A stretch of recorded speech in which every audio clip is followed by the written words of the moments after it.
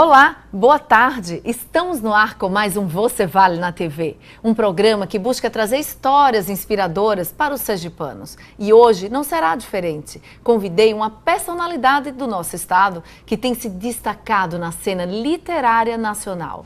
O escritor Antônio Carlos Viana nasceu aqui em Aracaju. É mestre em teoria literária pela PUC do Rio Grande do Sul e doutor em literatura comparada pela Universidade de Nice, na França. É tradutor e professor universitário aposentado. É autor de 6 livros, entre eles Brincar de Manja, publicado em 1974, Em Pleno Castigo, publicado em 1981, O Meio do Mundo, publicado em 1993, Roteiro de Redação Lendo e Argumentando, de 1997, O Cine Privé e Jeito de Matar Lagartas, publicado nesse ano de 2015. Em 2009, recebeu o prêmio APCA de melhor livro de contos por Cine Privé. E agora, em 2015, recebeu mais uma vez o prêmio APCA pelo livro Jeito de Matar Lagartas. Esse prêmio é um reconhecimento da Associação Paulista de Críticos de Arte. Bom, seja muito bem-vindo ao Você Vale na TV, Antônio Carlos. É um prazer ter você aqui com a gente. Igualmente. É um prazer estar aqui conversando com você hoje. Que bom. Acho que para começar, gostaria muito de saber como foi o início, como foi esse ingresso literário do Antônio Carlos no mundo, né, da literatura. Tem tempo para falar? Tem, suficiente. É porque é bem complicado. É suficiente para contar a sua história. Eu vou história. resumir em poucas palavras, tá? Tá. O máximo que eu puder. Perfeito. É que eu morava no Rio de Janeiro, era professor do 2º grau e simplesmente detestava ser professor de adolescentes, né? Porque eu não sei lidar com adolescente, a verdade é essa. Foi uma experiência suficiente para dizer que não queria mais. Eu não né? queria, eu sabia que era uma coisa que eu não queria na minha vida, era morrer como professor de 2º grau, muito pior ainda se fosse de 1º grau, né, criança, jamais. Foi difícil. Não, preferia qualquer outra coisa.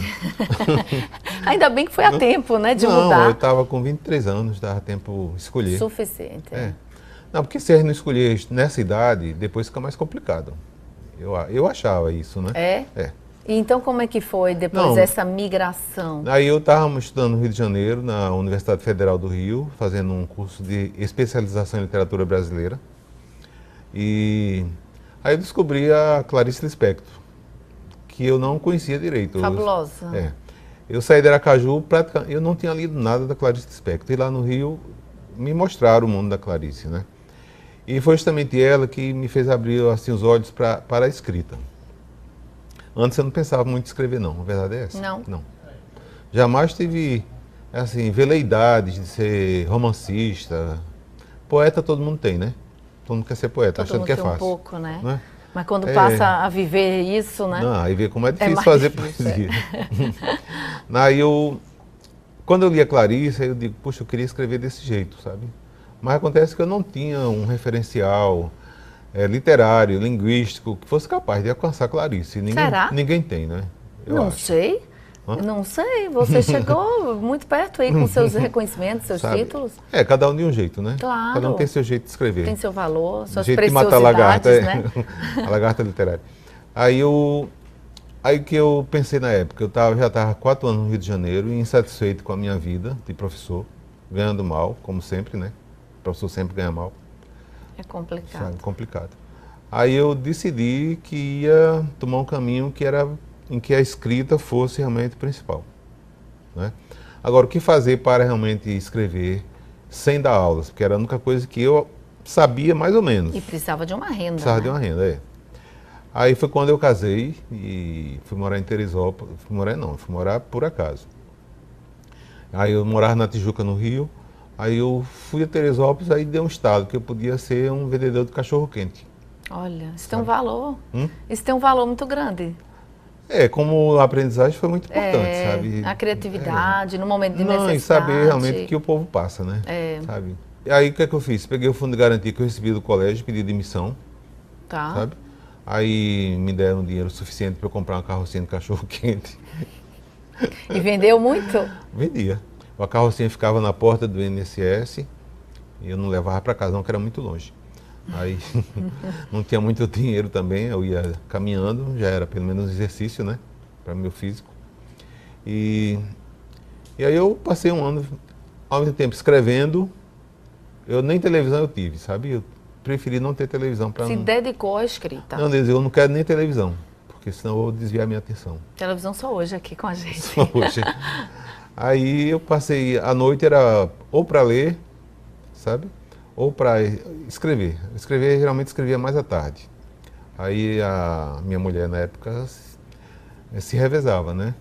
Então ela vendia à tarde, eu vendia pela manhã. Tá. Mas foi suficiente para arrecadar e Isso, conseguir viver. publicar o seu primeiro livro. Foi.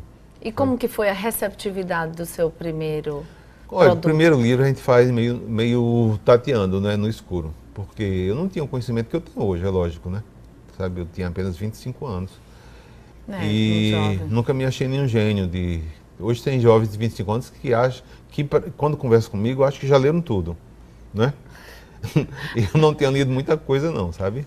E esse ano que eu passei em Teresópolis, eu aproveitei, porque tinha a biblioteca do Sesc, eu aproveitei justamente para ler. Ler os autores que eu não tinha lido, né? Virginia Woolf, Marcel Proust, Joyce, esses autores clássicos, né? E inspiradores para você Inspiradores, também. A própria Clarice, li a obra toda. Aí fui lendo e escrevendo ao mesmo tempo. Aí consegui, no final do ano de 74, publicar o livro. Aliás, no comecinho de 74, né?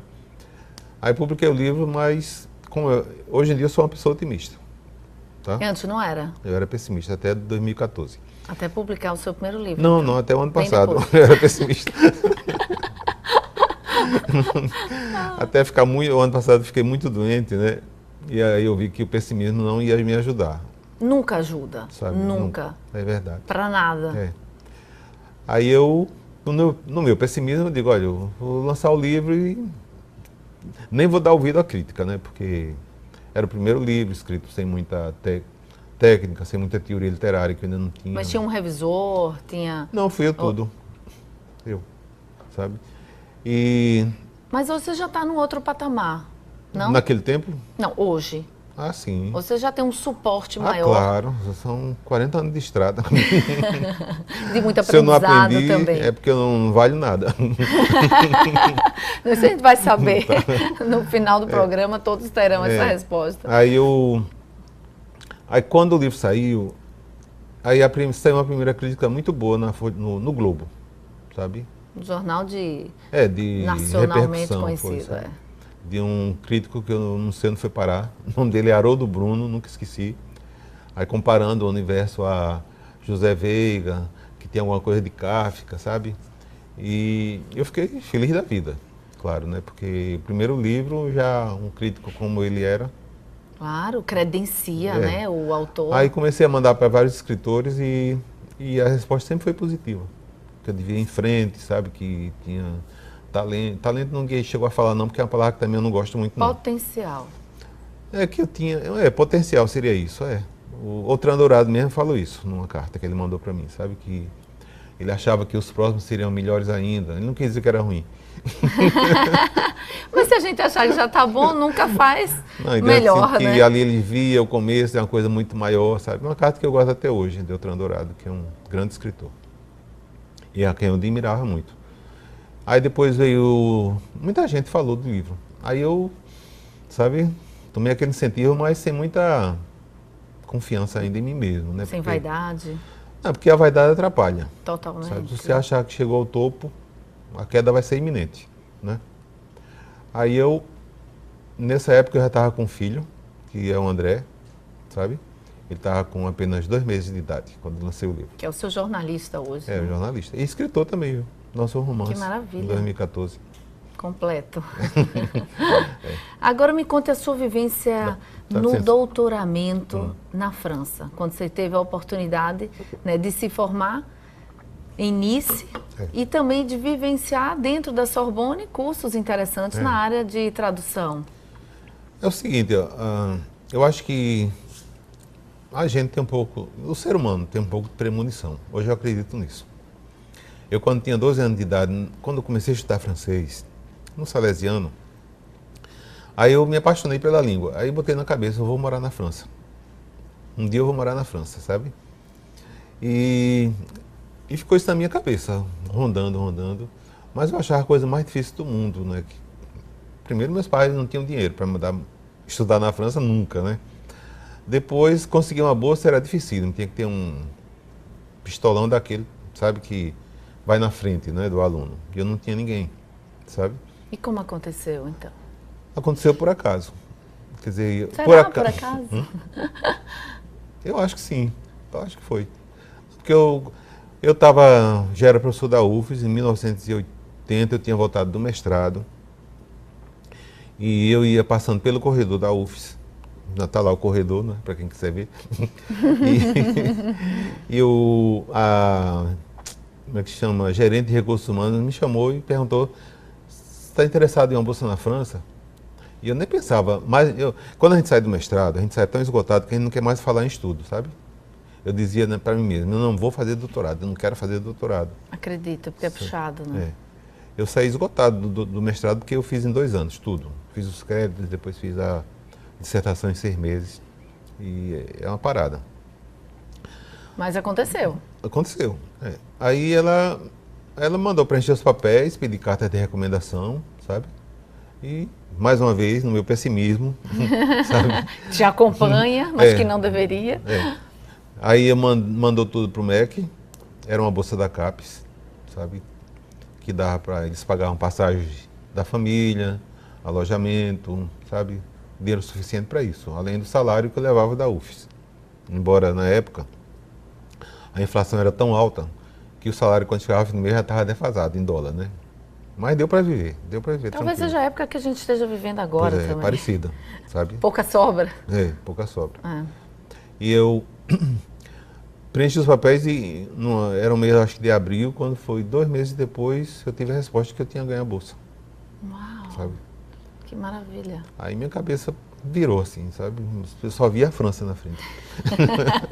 Aquele mapa perfeito ali. Perfeito, sabe? Pegava o mapa de Paris, ficava estudando, sabe? Olhando onde era a Galeria Lafayette, que eu nem sabia quantos que existia. São os pontos comerciais também de referência, né? Eu não tinha nem, vamos dizer assim, não sei de ir à França como turista, porque é muito caro, era né? É muito caro. Eu não tinha dinheiro para ir à França. E de repente ganho um presente desse, né? Sabe? É um presente. Foi um presente, sabe? Mas ela enxergou em você com certeza o potencial. E foi coragem, porque tanto dela em apostar em mim e de eu sair daqui para escrever uma tese que tem que ser feita em francês. Mas ela sabia o que estava fazendo? Devia saber, né? Eu que não sabia. Mas não foi um tiro no escuro, não. Eu vou chamar o comercial e logo a gente volta a continuar. Hoje estamos conversando com o escritor sergipano Antônio Carlos Viana. Ele acaba de receber o prêmio APCA pelo seu último livro. Continua aqui.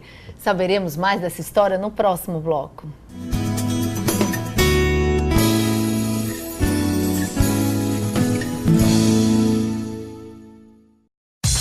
Para quem quer ficar ligado na programação diversificada e de qualidade da TV Atalaia. Para quem gosta de estar antenado com a Rádio Mix FM. Para quem acompanha as notícias e novidades do portal a8se.com. Para quem curte tudo isso e muito mais, baixe agora o Atalaia Mais. O aplicativo que é TV, rádio e portal em um só lugar. Atalaia Mais.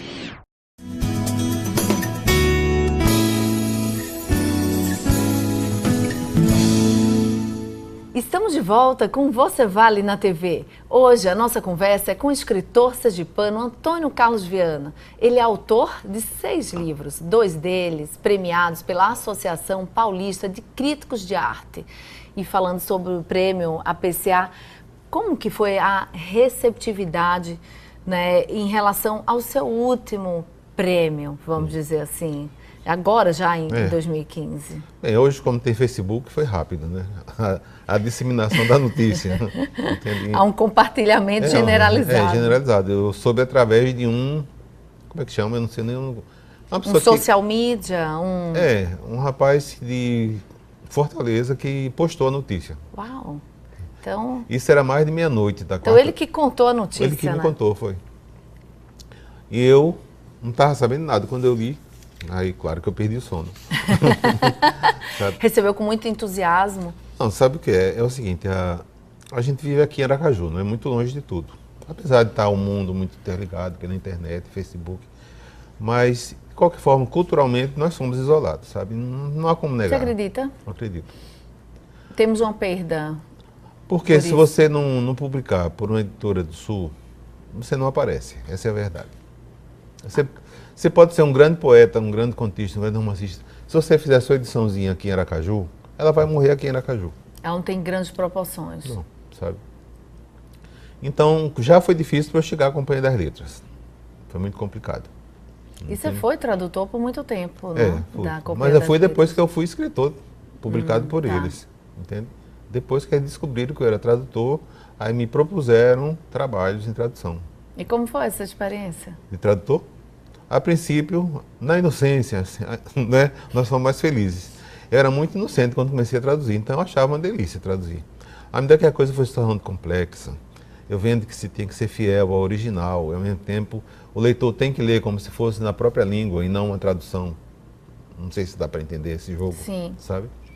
Tinha que ser ipsiliteris, É. né, que a gente fala. Se você ao fiz- pé da letra e com a mesma emoção Pois do é, do autor. original, É, sabe? difícil. Mas se você também for muito fiel, o livro perde. Se você for infiel também, o livro... É um jogo dificílimo, tanto que É uma sensibilidade aguçada que tem que ter, né? você tem que ter uma consciência do ritmo do autor original, como se transpor aquele ritmo para a sua própria língua, O sentimento do o autor. sentimento, quer dizer, toda a fabulação, entende, que ele cria, a atmosfera, ela tem que ser traduzida, não é só a palavra. Aí isso foi me angustiando, sabe? À medida que os livros foram se tornando mais complexos, não, desde o primeiro já foi complexo. À medida que eu acho que eu fui achando mais complexa a tradução, aí eu fui minguando por dentro, fui esfriando, entende? E hoje você já não está tão envolvido mais não, com porque para traduções. você traduzir um livro realmente com todo o apuro que ele merece, tem que entregar 6 meses de sua vida, não menos do que isso, sabe? É muito tempo de dedicação É. e não pode esquecer as suas obras literárias, Isso, não é? é. Agora fala do seu último livro, né? O Jeito de Matar Lagartas. Lagartas. Como que foi exatamente... Eu te perguntei da receptividade, mas eu queria saber, é fácil encontrar seu livro hoje no país É, e aqui em Sergipe? também. É o seguinte, depois de ser publicado por uma Companhia das Letras, uma Kozak Naif, que infelizmente está deixando as portas, né? Sabe? É cruel. É uma Planeta, Alfaguara, né? E outras mais, Record. Então, essas editoras elas fazem um trabalho com o livro. Manda release para a imprensa, entende? E à medida que os críticos vão lendo, eles vão soltando as críticas, ou boas ou Sim. ruins. Felizmente, até agora, o meu livro foi bem recebido, sabe?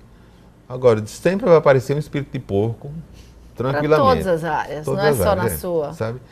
Aí brevemente vai aparecer, como é que esse livro conseguiu ganhar? Sabe? A gente tem que estar preparado para isso. Que pra são as percepções que elas são É, diferentes, né? De cada ser humano. Então, o escritor ele tem que estar preparado para tudo, para a crítica boa e para a crítica ruim. Claro que a boa vai ser sempre melhor, né? A gente enfatiza, né?